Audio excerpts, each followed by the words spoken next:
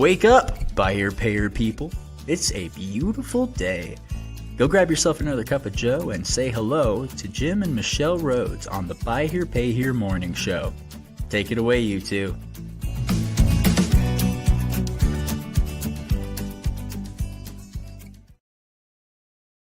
Good morning. Hey, good morning, friends. Welcome to the mountainside in New Mexico. Mhm. We snuck away for a little kind of spontaneous getaway. Mm-hmm. We just had a little bit of break in the calendar this week and said, let's just run to the mountains. We got a friend back in Oklahoma who's always offering his place, and we just finally took him up on the offer and ran up for a few days of fishing and recreation. And just being in the woods, listening to the birds and all that. Super nice. Yeah, it's been good for me to get back to an area that I'm quite familiar with. But yeah, anytime I can get where I can trout fish at sunset, have a chance to smell the pines and be amongst the aspens, that's good for the soul. So it's been what nice. This week has been all about. So happy that you're here with us. Got a couple of updates from our side, and then our topic for today is talking about trading customers, especially in a Lease Here Pay Here scenario.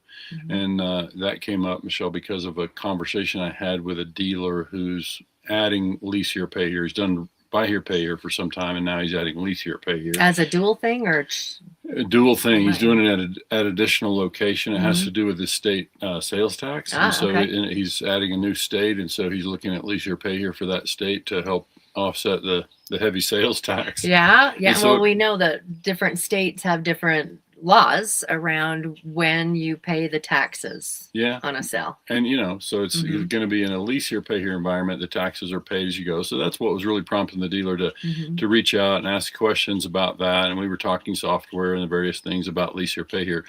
And one of the topics was this thing about trading. And so we'll just dive into that. I think when we talk about an Lease Here Pay Here thing, I'll just kind of walk you through the conversation that I had with him. And keep in mind that my experience also includes several years of managing Lease Here Pay Here operation. And so we got quite good in the training and the sales process with that. And I think your opportunity, as far as it relates to what we're talking about here today, is that our opportunity in customer retention in leasing is really high.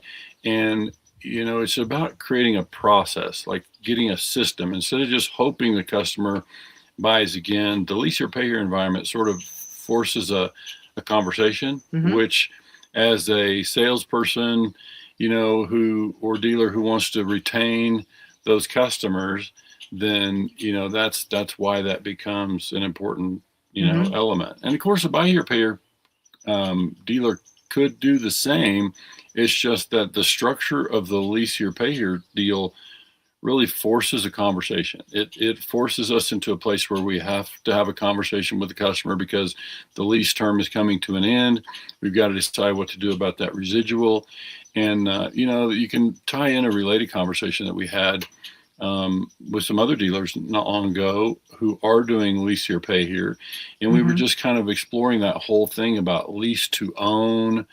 Do you give the customer the option to own when they get to that residual? How does that work? And so these all kind of sparked a conversation. I thought we just haven't talked about that in some time, and probably not in enough depth about why a customer would trade at this stage. So why? Well, my first question is how important is it for someone to own their vehicle? Okay. So I think that trade-in is going to really depend on that because, some people are in the process of paying off debt and not have, they're looking at, I would really like to not have that car payment anymore. But there's going to be plenty that just want to know that they have a set amount that goes out every month and are willing to do that. And it really is, when we've talked about it, it's a great opportunity when you get to a certain point where most of your expenses in the vehicle has been paid, and you've done all of they've been making payments, $600 payments for the last 2 years, and where that leaves you to just continue the new. We've always been real advocates of trading someone in and at about the 2-year mark, but this is adding another layer, or an element. So maybe it helps to back up and kind of talk through it as though if you were my customer, and thinking back to the dealership that I managed in Lease Here Pay Here, and the way we taught our people to approach this, and the way that I did it many times myself working with a customer,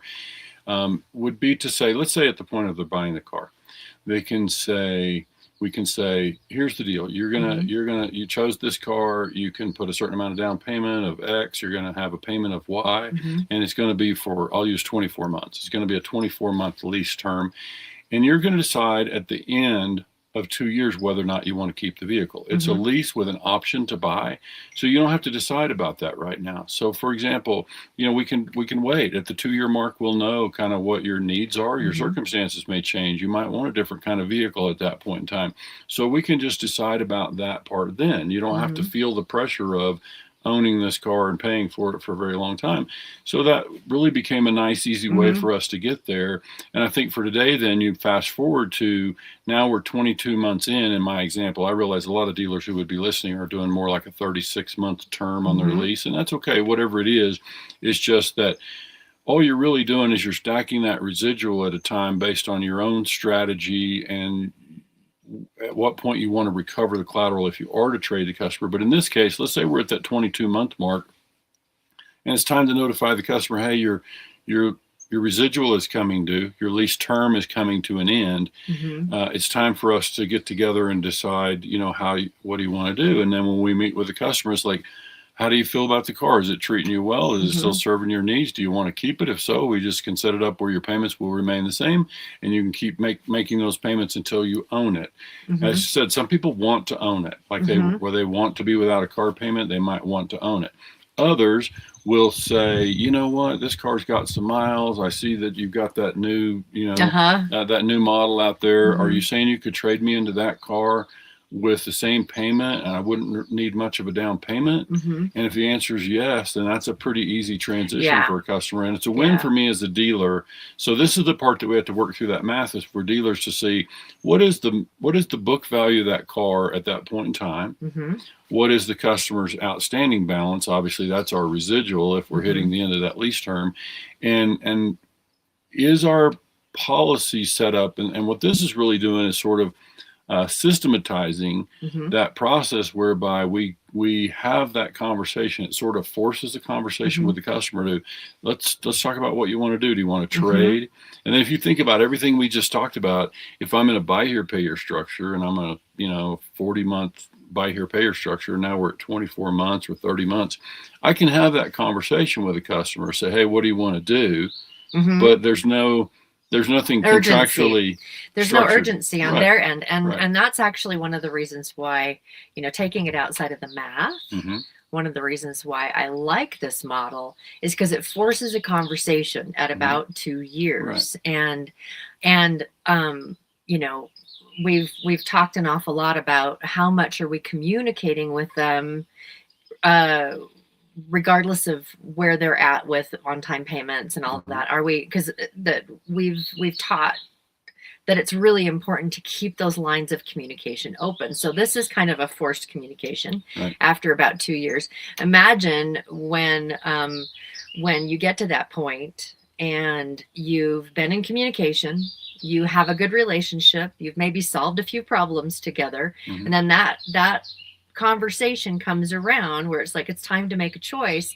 How much easier it is for the customer to make that choice to stay in the relationship, because if you're building relationships, and if your relationship really is the most important thing, everyone appreciates a relationship that they know that there's a level of trust and that it's like it's familiar.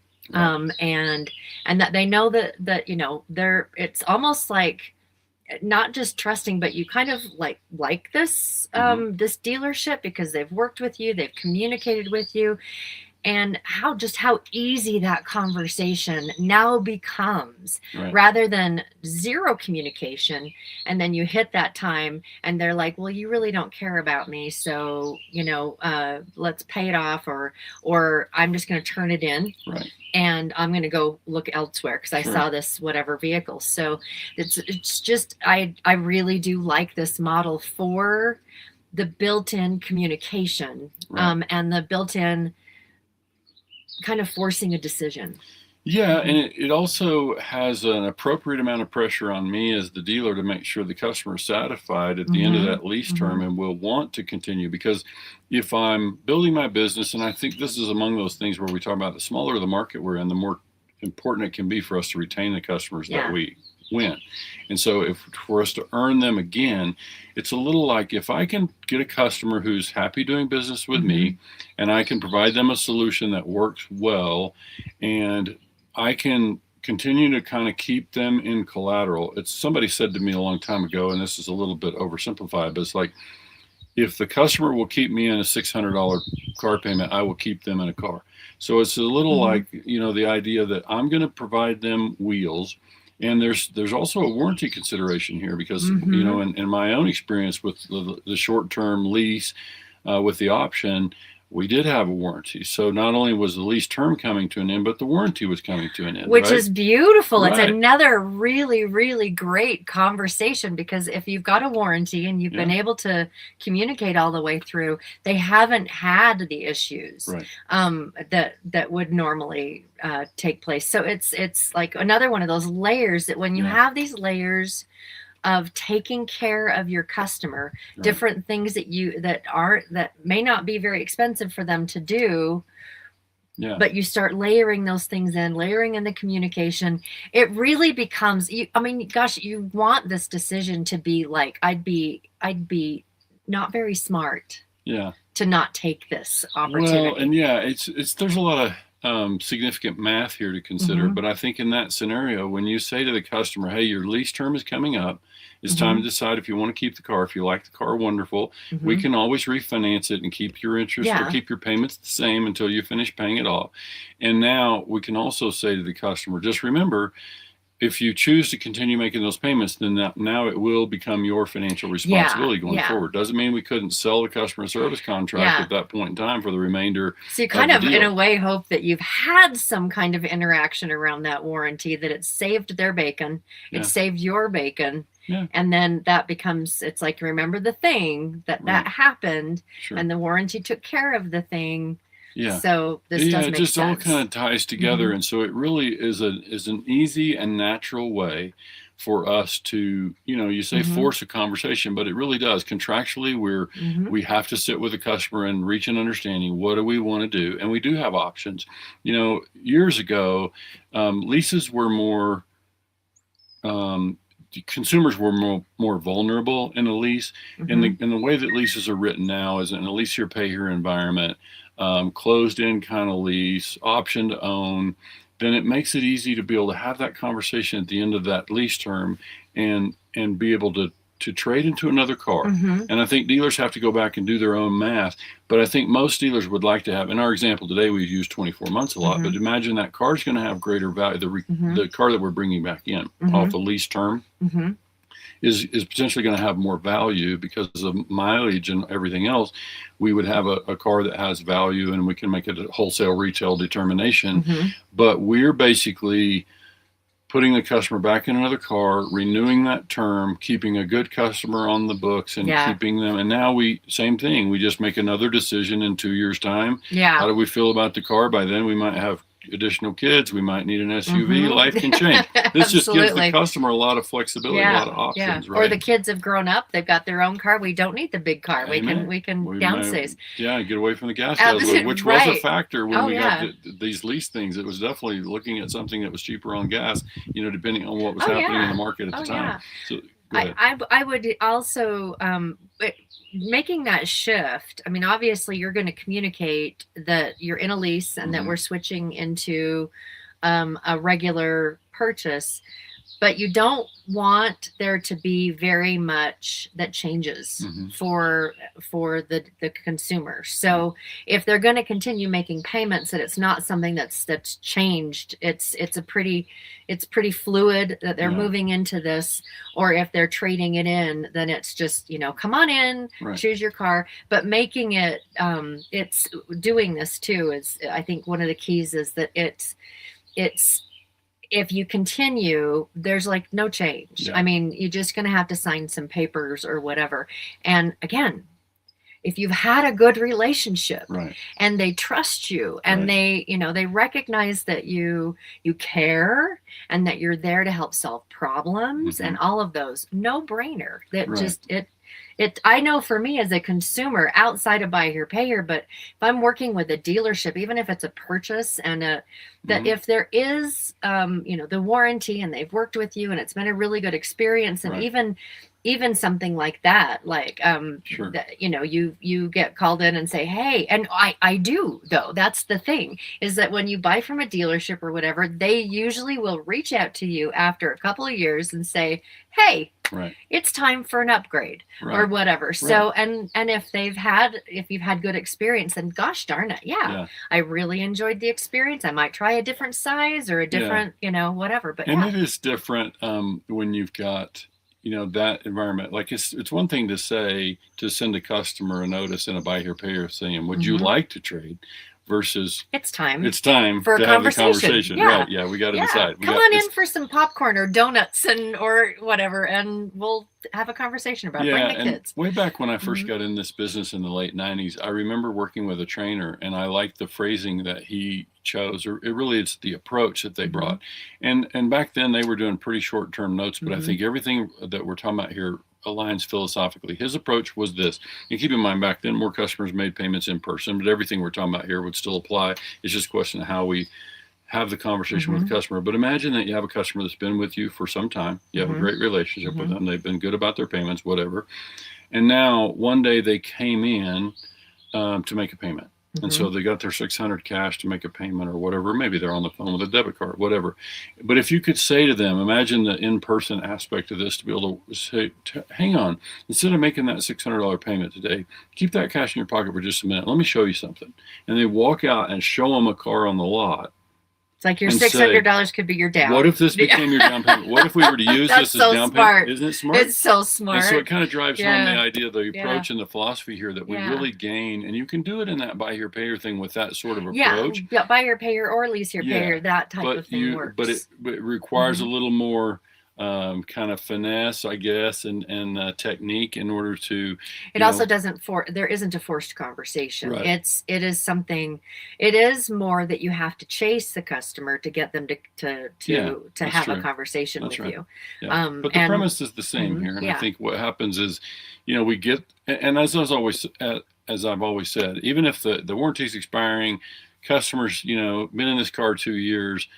Sometimes that car's got a little rattle in the back end, or one of the wheel bearings making a little bit of noise or whatever. And so the idea becomes kind of appealing. If I could trade this into a fresher, newer set of wheels with lower miles or whatever, then that can be appealing for them. So I think this whole conversation today was really just about, again, we were focused on Lease Here Pay Here because that's where the conversation had been most recently. But then looking at Buy Here Pay Here, we could bring the same approach. So absolutely. Yep. So we can wrap up there. Oh, just want a quick mention that for those folks who are interested in getting involved in our V8 dealer groups, we are really getting a lot of attention around that, and we're happy to fill some seats in V8 groups. I think our new report card that we rolled out has been really interesting and intriguing to a lot of dealers, and rightfully so.